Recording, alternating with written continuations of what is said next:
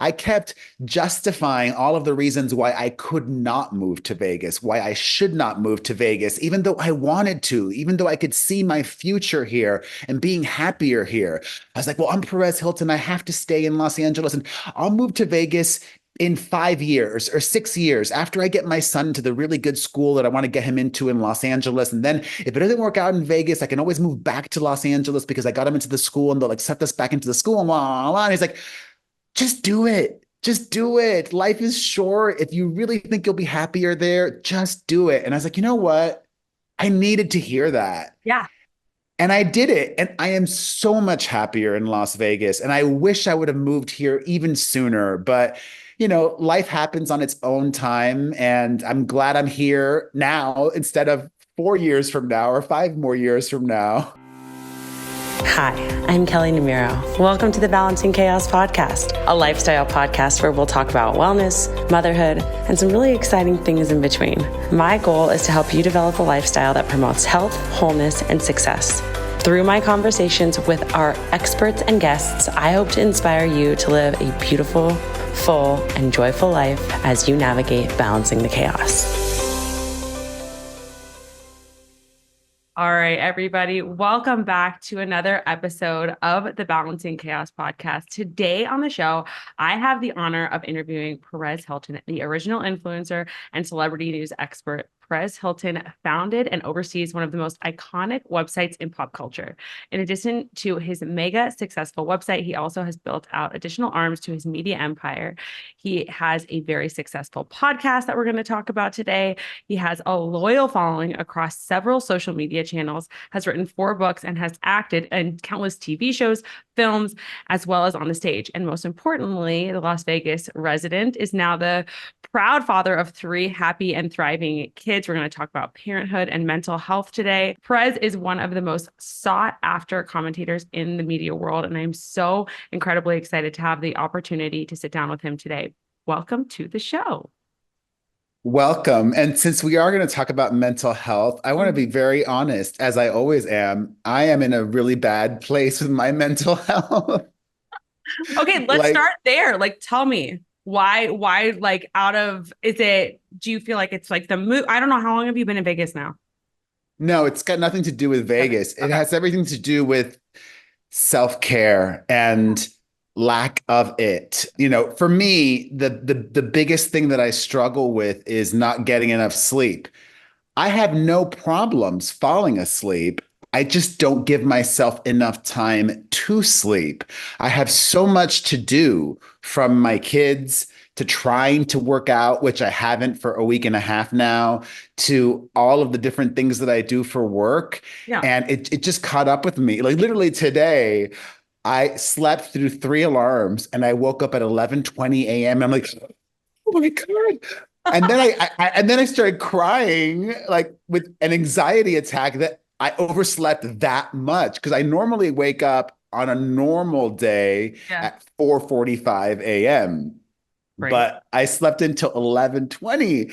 And it's just because things have been so hectic with work. Like so much has happened. And, one of the things that for me, being around as long as I have, and you're, an entrepreneur yourself,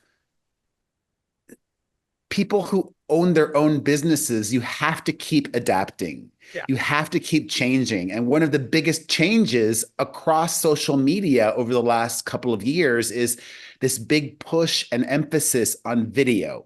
It's not just about links to my website or text wittiness. It's about video content. So I've been posting so much more video content. And because all God, I told you my mental health. I still do 20 years later all of the best practices. Yeah. I still do all of the things that you should do. So it's not just even creating the content, it's creating the content, video, and sharing it across all of these social channels. I still love what I do. I still love making the content, but it's like, oh God, now I have to post it on Instagram and Facebook and Twitter and YouTube and Snapchat and blah, blah, blah. And all of that, all those extra steps take so much time. Yeah. It's So so funny yeah. because I feel like a lot of people who aren't in the digital space don't realize, like, they think you're just like filming a video and then that's it and like you're done. But it's such an energy expenditure. And I so align with everything you're saying, because this morning I'm 8.5 months pregnant and I'm the same Wow. way. I'm like, I want to get up at like 6 at like 4:45. You are a king. Like, but I want to wake up early and get my stuff done and be productive. But I came home today from a doctor's appointment and I took a nap because I'm like, I have to care for myself. And sleep is one of those ways that you do that. So I'm just like, I'm grateful that you shared that, because I think that to be an entrepreneur, you do have to be disciplined with your time. You have to be very disciplined with your time, and you have to be motivated and use your energy in a really thoughtful way. But like, no matter who we all need a little bit of rest and a little bit of self-care.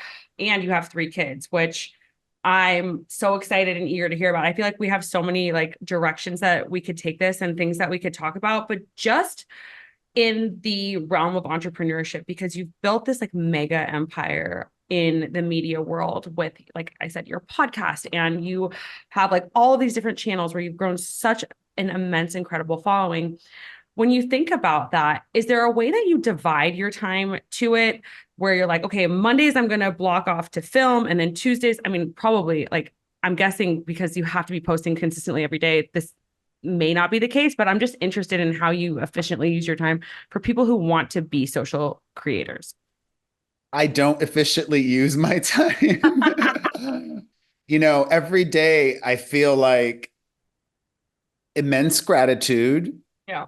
I wake up, even when I am so exhausted, so thankful that 20 years later, I'm still around and Yeah. still have people reaching out to me like you that want to chat, or getting to do TV around the world and people wanting to hear what I have to say. I don't take any of that for granted. And I think also growing up very middle class slash poor, I think on this interview regularly that I watched between Oprah Winfrey and J.K. Rowling, both of whom grew up poor, and they each still have a little bit of fear of ending up poor again, which might blow your mind. But, that anxiety, which is an unhealthy emotion, an unhealthy mental state of being, it fuels me, and sometimes destructively, to the point where, I push myself beyond a healthy point. So I feel like every day there's like I'm a dog treading water. Some days are smoother than others, and I'm a dog just lying on its back happily in the middle of the ocean. And other days I'm that dog trying not to drown. But if I was a normal content creator, there's tons of advice and tips that I can give, like block shooting, obviously keeping a list of ideas so that you never feel stressed about having to create. For me, creating content is joy. It Yeah. brings me so much happiness all these days later. Even if it is a job, I'm so grateful that my job still brings me joy. And it's still a job, and you have to work hard at it and be methodical. And thankfully, surrounding myself with amazing people like my sister, who is my COO. She's like my CO everything, really. Like, I'm I'm the coach and quarterback, but she's like the owner of the team, and she's operations and HR, and she's everything that I'm not. Like, it might surprise you, but I'm not a tech person.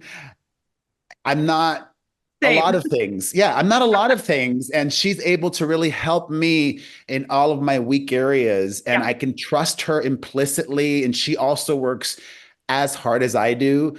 And I'm also thankful that I grew up the son of 2 immigrants, because that Cuban work ethic, that Latino mentality to just, it's not good enough to work hard in life. You have to work harder than everybody else. Yeah. And I remember last year, Kim Kardashian got so much I hated smack. that she got flack for saying that. I'm with, Yeah, she yes. got so much flack for saying that. But listen, she knows, and I know, and you might know, a lot of wealthy offspring, a lot of Nepo babies or whatever, or children Wonderful. of famous people who are lazy, who don't work. Yeah. And she does. So I applaud that for her. Even 100%. before she was famous, before that, she was working, organizing closets. She had a boutique with her siblings. She was always entrepreneurial, and that helped her get to where she is today. I will never discredit the amount of work that it took, even if you watching or listening might not think she's very talented.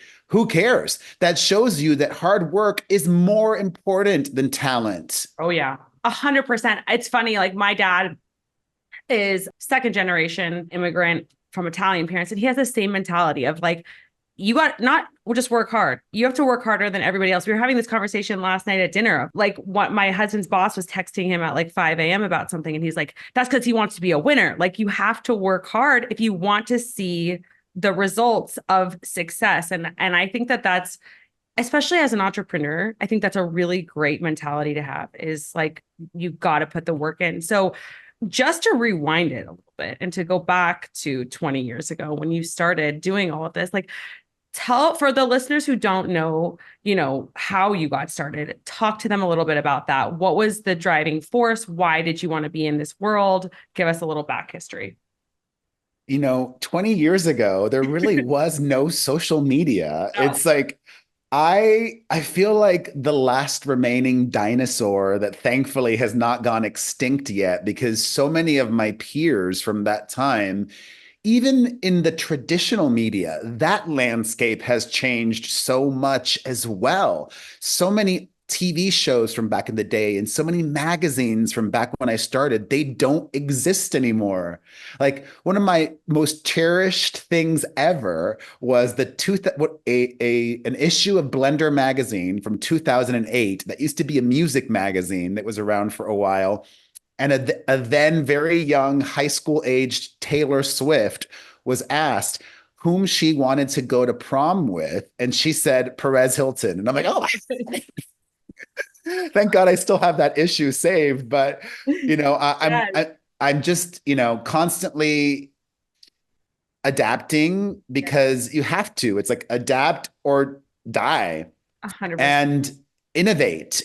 Back in 2004, there was no social media and nobody was doing what I do. That's Yeah. the craziest thing. Like, obviously, the celebrity magazines were around in 2004, but not a single one of them was using their websites to Right. break celebrity news. It was all go to people.com or go to usmagazine.com to subscribe to the magazine. They were all just placeholders for subscriptions. So then I come around, and I don't want to say it was easy. It wasn't easy, but there was like no competition. TMZ didn't even exist. Yeah. And while a lot of things change, some things do remain the same. And that is, you can get a lot of attention and success, virality, whatever you want to call it, very quickly on social media and the internet. Even if this wasn't, quote, social media back then, it was still the internet. It was still the infancy of social media. And within 6 months, I was on TV, and that blew my mind. I was like, my little blog that I started just because of curiosity as a hobby, never thinking anything that has happened to me in the last 20 years could happen because nobody did it before me. It didn't exist.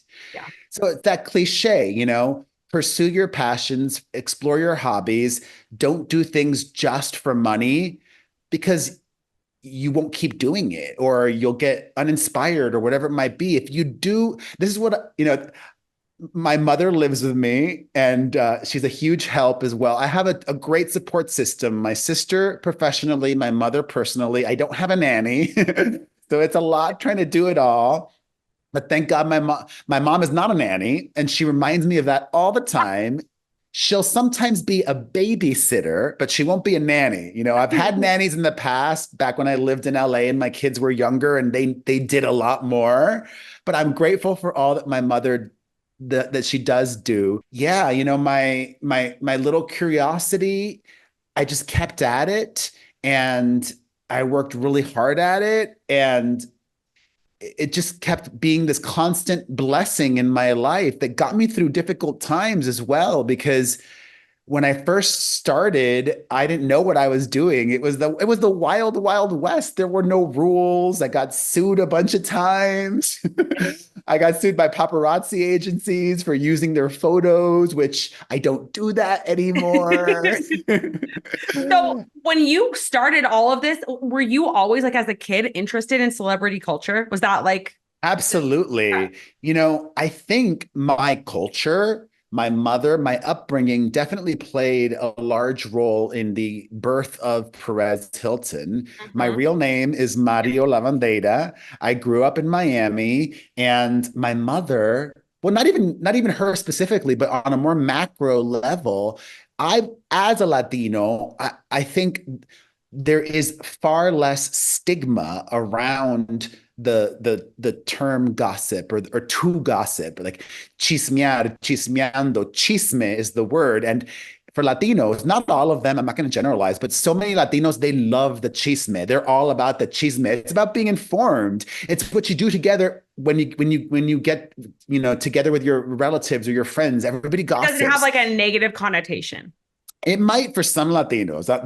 I'm not trying to misrepresent, Yeah. but and if you look at Spanish language television, there's way more celebrity news or gossip oriented shows than there is in Anglo media. And my mother specifically, I remember growing up reading her Hola magazines. So Mhm. I was obsessed not with the British royal family, I was obsessed with the Spanish royal family because that's who they would write about in Hola magazine. And then, life happens and it's hard. And I had a very traumatic incident happen when I was young. My dad died suddenly. It was when I was a young high schooler between freshman and sophomore year of high school. Sorry. And in a way, pop culture really saved my life and also became a crutch simultaneously. And now that I'm a parent myself, I have so much more compassion and understanding from my mother. She was trying to stay alive Yeah. because that was the love of her life. And also, her father died 7 days prior. Oh, So within 1 week, my mom lost her dad and her husband, who was her only boyfriend her whole life, the love of her life. wow. And, you know, being Latino back then in the 90s, a lot of them did not understand or believe in therapy and Right. doing that. So we never went to therapy. We didn't talk about our feelings or our emotions. I just drowned myself in my TV. It Mhm. became my therapist, my babysitter, an escape. I drowned myself in music and in the magazines. And I developed this real love and need Yeah. for pop culture and entertainment. And also it also prevented me from healing. It prevented me from working through this awfulness that happened. And this is it blew my mind. I don't think I fully grieved or finished that process of my dad's death until 4 years ago when I released my memoir. Your book. Yeah. And I didn't have to, but I chose to do the narration myself Right. for the book on tape.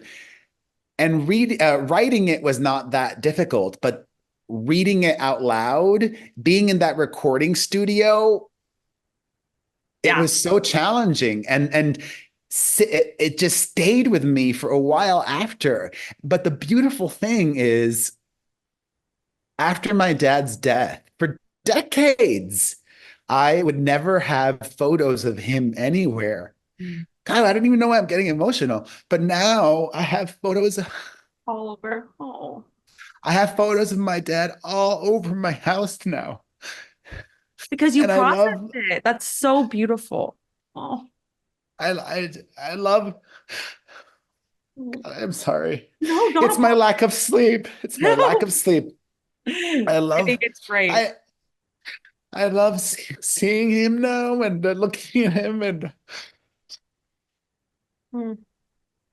Perez, I think it's so great that you're sharing this for people who have gone through similar things to know that they're safe to feel their emotions and to process their emotions and to go through that discomfort. Because I would swear before we even got on, I was going to be like, what's that art on the back of your wall? And are those photos of your dad? No, those are not my dad. Those are all me.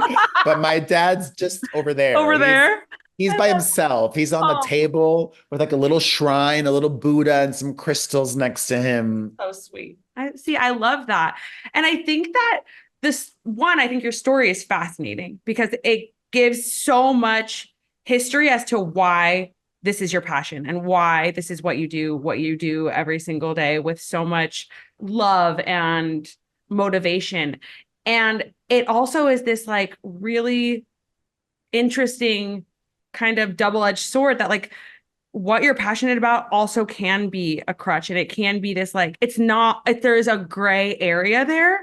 And what I'm really curious about is, since going through that and since like processing it and recording the audiobook and all of that stuff, is therapy one of the things that you went through to help you process it? Is that something you do Oh, now for yeah. yourself? And actually, therapy is responsible for my move to Las Vegas. The mind is a very powerful thing because, it can play tricks on you and Yeah. it can limit you. And I was so lucky to be invited in 2018 to be a special celebrity host at Chippendales. So for 2 months, I was the MC and I got to live in Vegas as a local. And I don't care that it was the middle of summer. It was summer. My kids were off from school. I don't mind the heat. I'm Cuban. I'm from Miami. It's all good. And getting to live that way and experience Vegas for 2 months, I was like, wow, I can get from the Rio to my rental in like 10, 12 minutes. Like, wow. And then just seeing that there's That doesn't so happen in much. LA. No, are you kidding? No way. And just experiencing life off the strip and Yeah. the community here.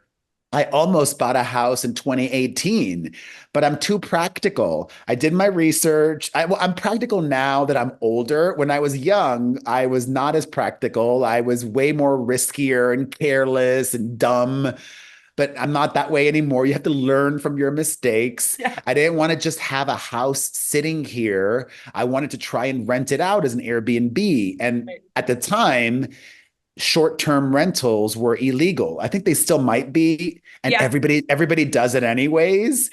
But I'm too much of a target. If I had a house that I was renting out as an Airbnb, I would get ratted out and I'd get fined and all of that stuff. So I didn't end up buying the house. But that idea of moving to Vegas stayed in my mind for years. And then the pandemic happened. And there's nothing wrong with saying this. LA became a little too LA for me. I think I'm I think I'm like a lot of Americans. I'm a centrist. I'm in the middle. I have things about me that are very liberal and things about me that are very conservative as well. Like the way that I parent is very conservative. And a lot of the things about Vegas is very conservative. There's something really small town about it that I love. Yeah. And my kids were stuck with homeschooling in Los Angeles for a year plus. Like Yeah. it was way too long, especially for their age. They were so young. It was so detrimental to them and I their agree. learning and their social emotional well-being and mine as well. So thankfully, the pandemic pushed me back into therapy. And my therapist, I don't want to say he gave me permission, but in a way, it felt like he gave me the permission that I would not give myself. I kept justifying all of the reasons why I could not move to Vegas, why I should not move to Vegas, even though I wanted to, even though I could see my future here and being happier here. I was like, well, I'm Perez Hilton. I have to stay in Los Angeles and I'll move to Vegas in 5 years or 6 years after I get my son to the really good school that I want to get him into in Los Angeles. And then if it doesn't work out in Vegas, I can always move back to Los Angeles because I got him into the school and they'll accept us back into the school and blah, blah, blah. And he's like, just do it. Just do it. Life is short. If you really think you'll be happier there, just do it. And I was like, you know what? I needed to hear that. Yeah. And I did it. And I am so much happier in Las Vegas. And I wish I would have moved here even sooner. But, life happens on its own time. And I'm glad I'm here now instead of 4 years from now or 5 more years from now. I think it's great. And I think that oftentimes, especially like when we're in a specific career or even when we're part of a specific family, like we think things about ourselves where we're like, I should do this. I should stay in LA, or I should, like, for me, like, I should stay working for my dad when it doesn't feel right anymore. And I think that's where like therapy, for example, or meditation or any of these things is actually really great for us because we can actually become aware of like, do I want to be doing this? Or am I just doing this because I feel like I quote unquote should, and that's what people expect of me. And that's what's going to be like right for my career or right for other people. When if we want to be happy, we got to be doing what makes us happy. And so I love that you did that and you made that shift. And you have a page now that is dedicated to Vegas things. Can you talk a little bit about that? Yeah, I did this for strategic reasons. I like to be transparent.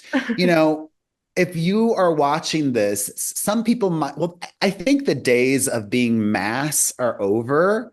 I feel like I got lucky. I was at the right place at the right time and I worked really hard. But if anything, over the last 5 years, social media has shown us the power of being niche, which is what you do. You are very specific with what you do.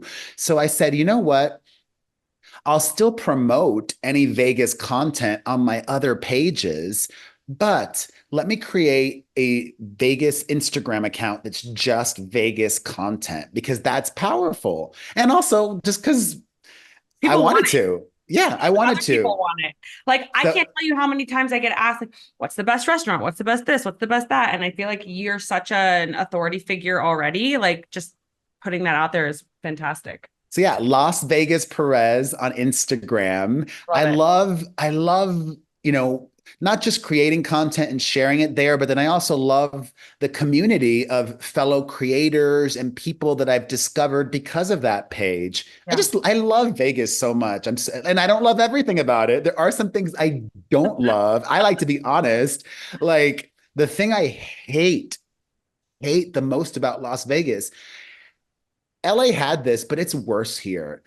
The drivers. I Oh, think I think it's because of drunk drivers or high drivers. Like that's a way horrible. worse a problem than in Los Angeles. The addiction or whatever. It's just I'm afraid a lot of the times when driving, I see crashes all the time and I hear about it from the police that are constantly posting another fatality, another fatality. I know. And what can we do? I feel like there's nothing that we can do. It's just an awful reality of living here. It is for sure. It is definitely an issue. I hate driving here, especially at night. It's like, yeah, it's scary. But you know what? Now that you brought that up and you talked a little bit about your move, and I want to do a, like before we move on, a little quick fire of like what a couple of your favorite things are because most of my listeners are here. So let's talk about it. What is your favorite restaurant in all of Vegas? Oh, that's easy. Bazaar by Chef Jose Andres. Mm, Bazaar Meat at the SLS. okay. He and I just been and I love also seeing, when you get old or older, you get to see the totality of things and the journey that people go on. And I've been a fan of Jose Andres forever. And now it's really been beautiful and inspiring to see this huge humanitarian that he's become and how he is able to inspire others as well through the amazing work that he does with his food banks and helping people all over the world in times of crisis. Yeah. And also he's just one of the best chefs on the planet. And I'm not even a huge steakhouse fan, but Bazaar is not a traditional steakhouse by any means, like that airless Philly cheesesteak or, the cotton candy foie gras, all of the things that they do there are just, I love when food and beverages are able to be an experience. Yes. You can get a good steak anywhere, but you can't get a special experience anywhere. And that's what Jose Andres does. So he's opening a new one. I Hmm. think at the shops at Crystals. It's going to be Bazaar Sea. So a seafood Ooh, version of I what he feel like does I at would really Bazaar Meat. okay. I'll have to try that. I really hope that you are enjoying this episode. I want to take a quick pause and invite you to come deeper with us if you're ready to explore the root cause connection to the symptoms that you're feeling. Whether you're bloated, exhausted, maybe you have brain fog, you can't lose weight. The WBK Health and Hormones course and our WBK membership and app are here to help you feel like you are empowered to take charge of your health and understand the real why behind you feeling how you do. And we give you the methods and protocols to heal with sustainable solutions. Right now, through Labor Day, get 10% off our annual membership on the WBK app with the code Balancing Chaos, all one word, BALANCINGCHAOS, and 20% off the Wellness by Kelly Health and Hormones course, and an emailed lab review with the code Balancing Chaos 20. That's BALANCINGCHAOS 20. These protocols in the course have meal suggestions, journal prompts, and supplement guides to help you heal whatever area of hormonal balance you're struggling with. With our membership, you'll receive a library of content and new workouts, recipes, and meditations every single week to keep you consistent and to allow your body to come back to its most vital state of being.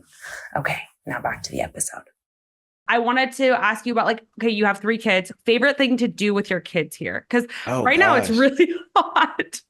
What can people do with their kids? So much. And I love that about Vegas. Vegas, one of the many reasons that I feel like Vegas is my spirit animal is I'm drawn to the energy. It's the same reason why growing up in suburban Miami, which is so much like Los Angeles, I was drawn to New York City. I went to college at NYU. Same. And you went to NYU? I did for my graduate degree. I love it. Amazing. Yeah.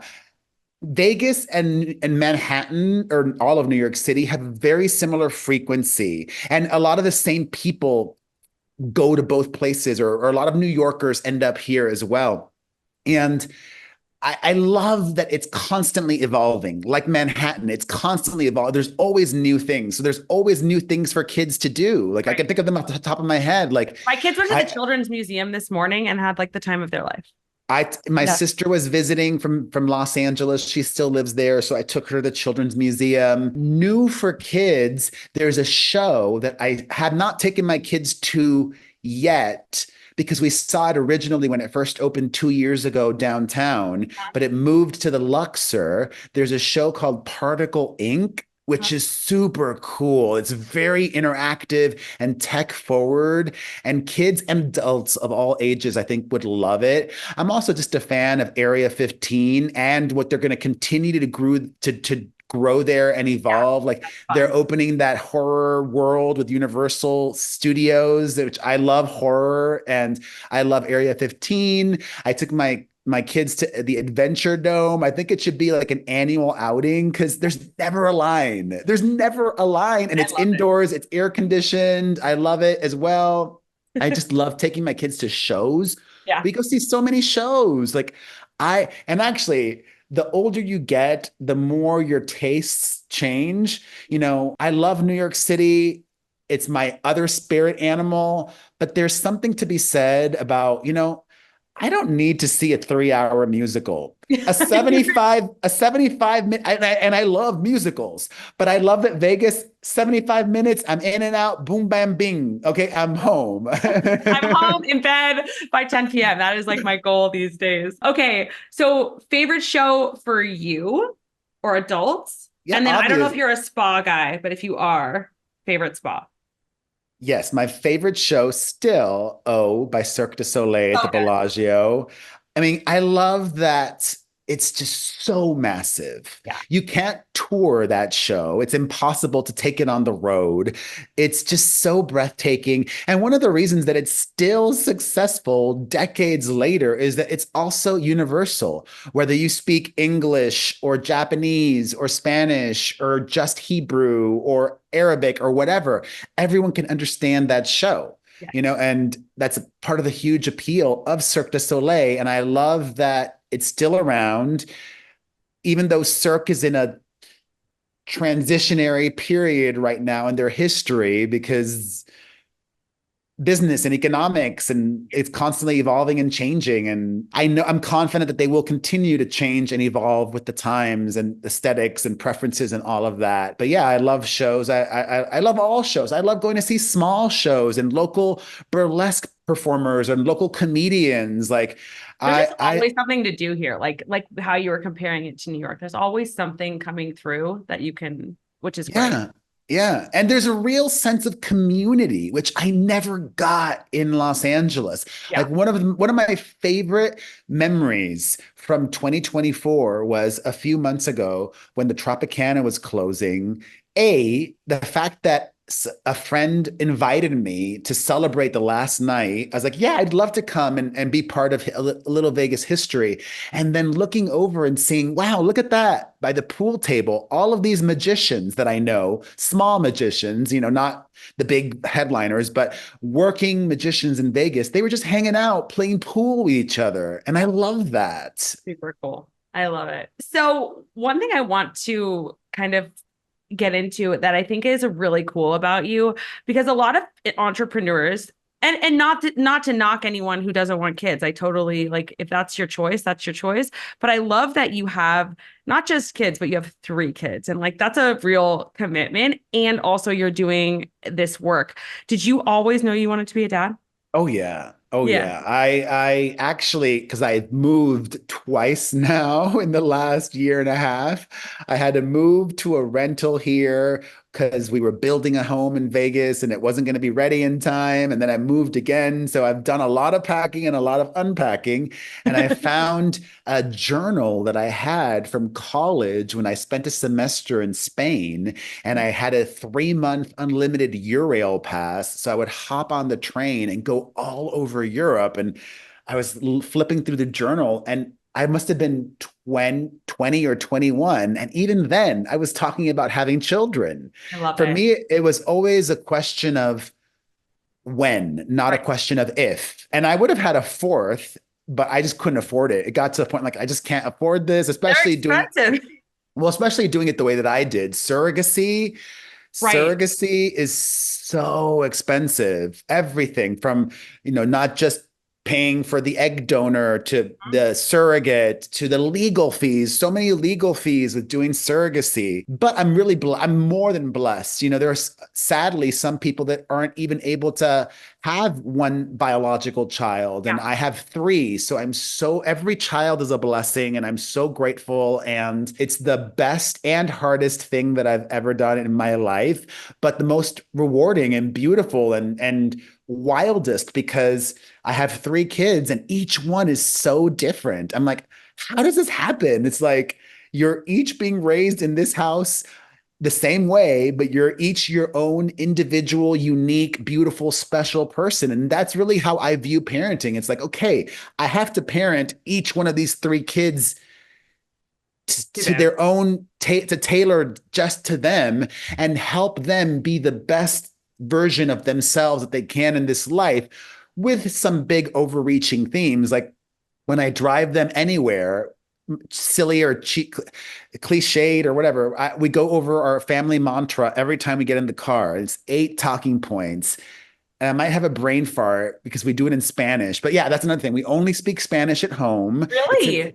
It's important for me to maintain that Yeah. part of my dad, part of my culture, and also just to help my children in life, because the more languages you speak, the better. And that's why they also learn piano. It's another language. I want to raise well-rounded, smart kids. But yeah, the most important things in life are family is number 1. Number 2 is work very hard. Number 3 is listen. Number 4 is don't lie. Number 5 is be healthy. Number 6 is gratitude. Number 7 is have fun. And number 8 is breathe. Wow. And, sometimes we'll talk about a specific mantra, a specific one of these, and elaborate on them, or like, what are you grateful for today? Or, you had a struggle with that at school. Did you remember to just breathe? Or like another way of saying breathe is, go to sleep. Tomorrow it'll be better. It's like not necessarily like literal mantras, but like bigger things that could be life lessons for the duration of their entire lives. Yeah. I tell them, unlike my mother, who's very specific with her desires for their future. I was like, I don't care what you do, so long as you're happy and you work really hard at it, Yeah. because I'm not going to help you in any way. Like, I worked really hard to get what little I have, and I'm going to keep that. If you have an amazing idea for a new app, wonderful. Yeah. Spend your own money on it or raise money for it, because I'm not giving you any money for the app. And first of all, I love that you brought up the surrogacy point, because it was funny. My husband and I were having this conversation. Gosh, it was like a couple of days before he just left, but we were talking about it, and I really want, I haven't even delivered the third kid yet, and I really want a fourth. And he's like, Kelly, like, this is something that you have to be grateful for, the fact that we have two, almost three healthy ones. Like, not everybody gets the chance to even have one biological son, especially with the way that like infertility and stuff like that is rising at this day and age. So I love that you said that, because I don't think enough of us look at our kids and are like, wow, each and every one of them is a complete and total blessing. And also, surrogacy is not a sure thing. It's Yeah, hard getting pregnant with IVF. I got lucky with my son. Boom, the first attempt, we did it. But then with my daughters, each one was at least 3 transfers that did not take. If you're going to go that route, always try to have more than you think you will ever need, because, well, especially I was very specific. I was not in, one of the reasons why a lot of people that do surrogacy end up having twins is because the more you implant, the better your chances of getting pregnant. And I was always adamant about just doing one at a time. I know me, I could not have handled more than one baby at a time, like, no. So that's, I think, also one of the reasons why I had a lot of failed attempts after my son was born, because I was just doing a singleton each time. Yeah. And it's funny. I mean, my husband and I, worked to get pregnant, but with our first son, same thing. We got pregnant really easily the first time, just like the natural way. And then like the second baby was harder. And the third baby, we had 2 miscarriages in between. And it's like, I don't know if it's age or what it is, and it's obviously going to be different for everybody. But I just think that you sharing that kind of, again, opens people's eyes and allows people to know that they do have, there are options out there. And also what I was saying about gratitude. But when we think about like the fact that the coolest part of parenting is exactly what you said. It's like seeing these 3 different people, or for me, 2 different people. I raised them with the same like methodologies, like the same, discipline, all of these things. And they're so different, but you have these overarching values that you have in your home. How did you and your partner, how did you guys create those values? Is that something you came up with together? Or did you like, as you had kids, you're like, this is what's important to us? Well, my partner's my mom. I'm single. I didn't know that. I thought you had a partner. That's crazy. Okay. I love it. Yeah. You're like, and that's why she lives with you. Okay, cool. Yeah, exactly. I think, listen, I like to be honest. I think either subconsciously or explicitly, I wanted to have children by myself. Okay. Because I could afford it. Yep. And because this is sacred to me. Yeah. It's so important. And I never wanted to worry or fear, oh God, if I end up divorcing this person, we're going to have to split custody and the kids going back and forth and this and that, which is the norm for most or a lot of families, multiple homes, unless you're like, I do know, because I, have some well-off friends and famous friends. Some of them, not a lot. It's still not that common, but I do know a few that have one house for their children and the parents come in and out and the kids stay in the same home. I think it's called birding, or I don't know. Yeah, the kids stay in the house, and then the really rich parents, they have their homes and they have their second homes and whatever. But yeah, these are my kids. I would love romantic love. I would love a partner. I feel like that might be easier for me to achieve in Vegas because it's a little more real here. And even though that might sound odd to people who are not from Vegas, but Vegas is real. Vegas, and I didn't understand that concept of Vegas strong until I moved here, and the community I really love the people of Las Vegas. And it's so small. And I love that too. And I feel like eventually I'll meet, because I'm not on any app. I'm not doing that. And that's how most people meet That's how these most, days. yeah, That's how absolutely. my sister met her husband forever ago on Match.com. But I know that eventually I'll meet somebody through a friend or at an event or seeing a show or who knows, because most of my audience, like yours, I'm guessing, is female. Yeah. And I love my ladies. I appreciate them so much. I have my entire life to thank them for, but I'm not having like guys slide into my DMs, you know? So I'm gonna have to, and I don't want to do the apps. So I'm You gonna, will. You'll meet someone out there. yeah. I also feel I think I'm a very intuitive person. I think that it'll happen for me in my 50s, and I'm Yeah. 46 now. So it's a little bit off, not too far from now. By then, my kids will be high school age or beyond, and I'll be in a different phase of my career, hopefully, and just even more. I'm ready now. I would make time and space for a man, but I'm not desperate or No, sad or you're like, lonely. I'm calling it in if it's ready, and if Yeah. not, it's not. I think that like you being this like single dad too, though, is like we talked about, both of our communities are very female based.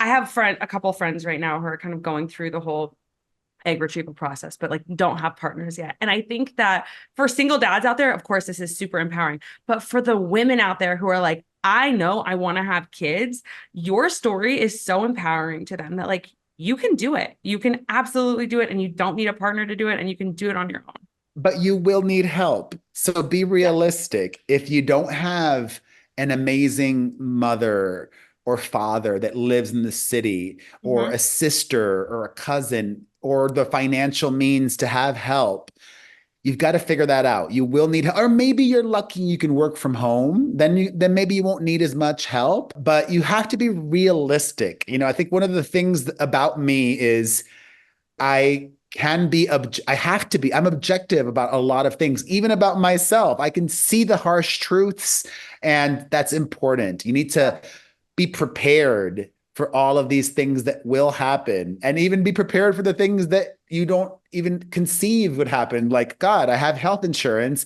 And even with insurance, like, I'm spending so much for glasses or for Right. orthodontics or whatever it might be. All of these little things that come up that are fun with kids. But I think that like that's another theme that you've pulled through this entire conversation about asking for help that really is like a lot of people don't see that. People are like, oh, self-care means that I'm going to get a massage or I'm meditating. But like self-care is also knowing when you need help, being able to ask for that help, being able to have the support in your life that you need. And like you've talked about it so many times between your sister and your mom and these people in your life that you lean on and rely on. And I think that it's just so real versus people like I feel like like the culture on social media is, and I don't want to like dog women at all because I love women, but like a lot of women out there are trying to portray this image of like, I do it all. I'm super mom. I take my kids and I run this business. And I'm like, I'm the first one to be like, I have a nanny and I have a husband who helps. Like, we have to be real about that so people know how to not get burnt out. Like, we have to have help.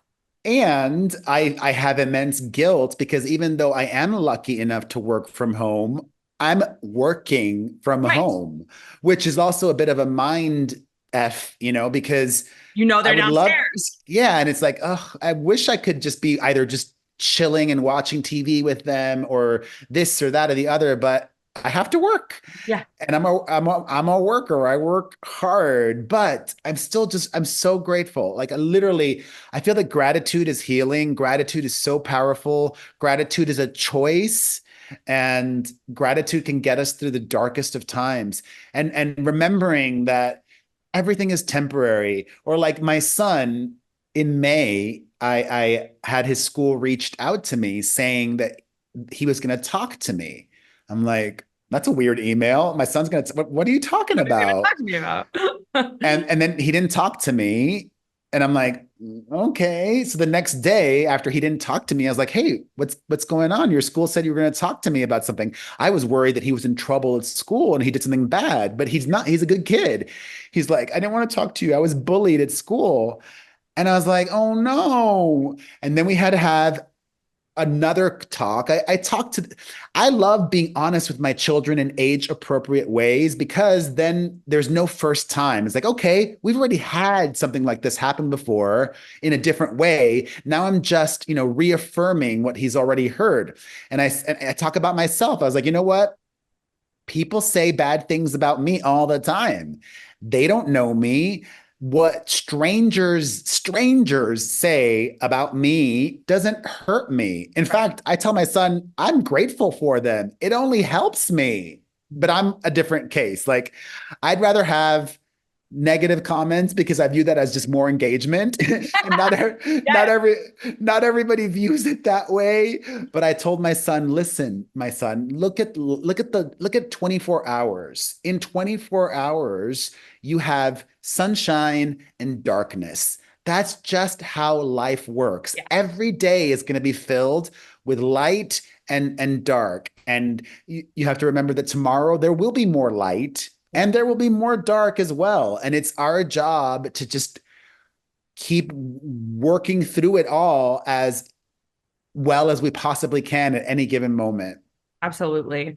So I want to ask you this because one of the things well, at least I know from your career, because like I obviously follow you on Instagram, like you've always got like those like, the new videos of like, this just happened and this just happened. I think actually like was it Saturday? Like yours was the first content I saw about the Trump thing. Like there is just like, there's always news to be reporting, right? There's always stuff to be pumping out. And I think that that's also comes back to my burnout. Why your job takes up so much time. Is there a way that you navigate like, okay, right now I'm going to be with the kids and hang out with them and I'm turning this off? Or is it like I'm managing both and I'm balancing it?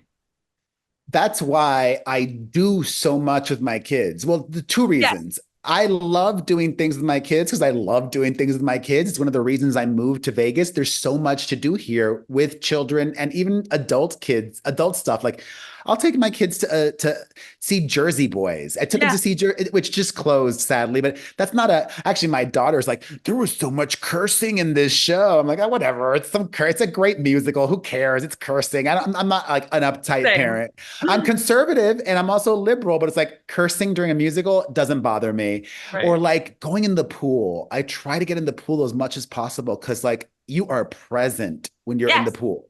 Especially with children, like you have to be present. Like, so I love being in the pool with them we try to do that as much as possible every week. I love taking them out because when I'm out, I barely even check my phone because there's nothing I can do. If a story breaks, it's something, unless people text me, which that did happen on Saturday.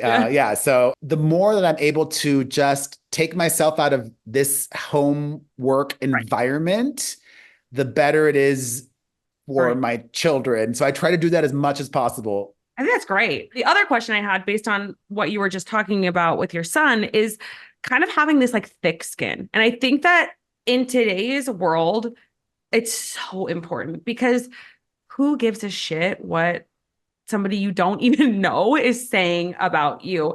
And I would love to understand, like, how did you build that up yourself so that you could pass that down to your kids? Is it something that has just been gradual over the last 20 years? Or do you feel like from a young age, you were like, I don't really care what anybody else thinks? I think it was from a young age because I was always wonderfully weird. I always marched to the beat of my own drum. I always just did the unexpected, which my mother did not appreciate at all, especially because she sent me to this all-boy Jesuit school in Miami. And for the longest time, I know that she viewed me as a disappointment because, that school was a factory breeding homogeneousness. It's like you're either a doctor, a lawyer, an engineer, or a politician, any of those things. And it's one of the reasons I left Miami because it felt so stifling to me. And and also homophobic. Like I said, I like to be honest. Be honest. Miami and Cubans, a lot of them, maybe I wouldn't say most, but a good number are homophobic, racist, which is sad because they're a minority themselves, yet they're so racist against Black people and homophobic and just closed-minded. Like Yeah. if I was a heterosexual and I told my Mom and Dad, I love I love the ladies. I love the ladies, and I'm gonna be a sculptor. I want to be a sculptor. That's my passion. They'll be like, "What? I didn't leave communism to Yeah. have you be a sculptor. I didn't send you to an expensive all-boy Jesuit school for you to be a sculptor. What are you talking about? A sculptor? Not in my house." It's like that mentality. So that's why I'm very different with my kids as well. It's like the only thing that matters to me is that they work hard. Yeah. And And you said that already, that they could be yeah, whatever they want to be. Are any of them I mean, interested in doing what you do? my son, which shocked me because the other day he said he wanted to be an actor, and I'm like, what?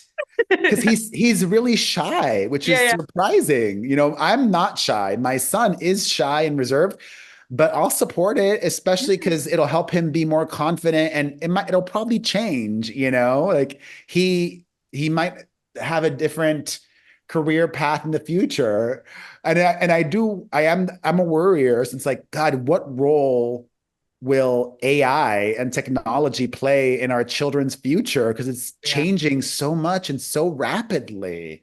Okay. Like, I don't know. Hopefully they can have jobs. And actually, I'm so old. I love listening to NPR. Love it. There is something to be said. Robots or technology won't be able to fix and do everything. Right. And in a way, we're going to go back to, like, we're going backwards while going forwards, meaning I sort of wish all three of my kids became plumbers, because those jobs are going to continue to not just be in demand, but They're secure. they're going to be paying even more Yeah. going forward. Because I was listening to this thing on NPR about, like, literally, I did not know this. There's an entire industry currently of people working on envisioning our lives in space, Oh my God.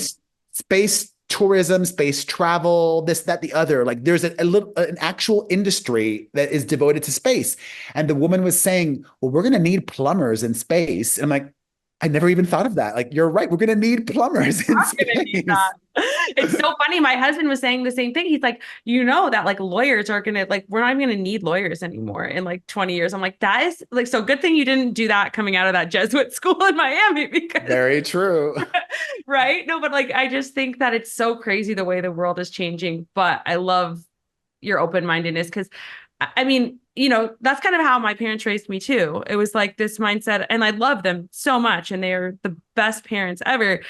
But like, it was like, okay, you guys are all going to go and kind of follow this path and do this thing. And I was like, that's not who I am. And that's not what I want to do. And I think that the more we can embrace like the uniqueness of what our kids actually want to do with their lives, like, and who they are as individuals, the better it's going to serve them and their mental health, as we see like this mental health crisis with the younger generation kind of coming up. It's going to serve them so much more if we can be a little bit more open-minded. But going back to thick skin, I feel Yeah, that also takes work. And I think for me personally, I owe it to my children to be honest with them. totally. So if they do something that is disappointing, or a half-assed job with some school project, I will tell them. I will say, you could have or should have done better at this. This is sloppy, or this is illegible, or this is not well thought out. And hopefully that, Feedback. constructive with love honesty will help them develop that thick skin, because you need that. That's the real world. That's life. When you work at a normal job, you're going to have to deal with people, and you're going to have to deal with people not liking what you did or this or that or the other. You need to learn how to process that, and also how to effectively disagree with each other. I wish that was one of the things that was taught in school. I wish that conflict resolution was taught in school. I wish financial literacy was taught in school. It's not. Like, that needs to be taught in high school every single year, from freshman year through senior year. Financial literacy is so important, because like, I filed for bankruptcy in my 20s. I was not a financially literate or smart person. I didn't know how to balance a checkbook. I didn't know what not to do. Yeah. It was a hot mess, and I paid the price for a very long time. So one of the things that I will support and love my kids no matter what, but I will definitely share my opinion. I will share my thoughts, like, okay, this is what you want to do. Great. Here's some thoughts about what you want to do, and I support that. And I'll just play devil's advocate, or I will give you some suggestions that you might totally ignore, but I will not bite my tongue either, because I think it's important. That's what we're here as parents to do, which I love your philosophy on raising kids, like, or at least what we've talked about on this show, because it's like, that's what we're here to do. We're not just here to just like be their best friend. We're here to guide them with love and support. And I think that they need that. And there's a book I'm reading right now called The Anxious Generation that talks all about a big reason that kids these days are so anxious all the time is because they don't know how to handle conflict resolution. And so like having that taught in a school, I think would be such a beautiful thing, because they're not really having to do it because everyone's kind of behind a screen these days, which is just the reality of the world that we live in. And so, yeah, I love everything you're preaching. I feel like if an entrepreneur is listening or watching that's in Vegas, I think there's a need, and it would do very well to launch a new private. Well, in LA, they didn't like to use the word private schools. They call themselves independent schools because they thought private school was too exclusive. So whatever, a private school, who cares? I think there's a need for another private school in Vegas. Especially because like there's really only one that goes from K through 12. Yes. One. There's just one. For this. My sister has said this for years, that she wants to start her own private school. She should. Let me be on the board, because I have a lot of ideas of what would make it great. Like, and how to, like, I also think that I would love, well, I could say it now because we're not there anymore, but in Los Angeles, I had my kids in a private school that was dual language, Spanish immersion. This new private school that we're going to start in the future, it needs to have a dual language program. And that's the only way for kids to really know Spanish. Immersion. That means like at least 50-50 learning has to be 50% or more in the school up until maybe like 5th or 6th grade has to be in Spanish, because studies have shown that's the only, and then eventually the kids will also they'll catch up. They'll be at grade level with the English as well.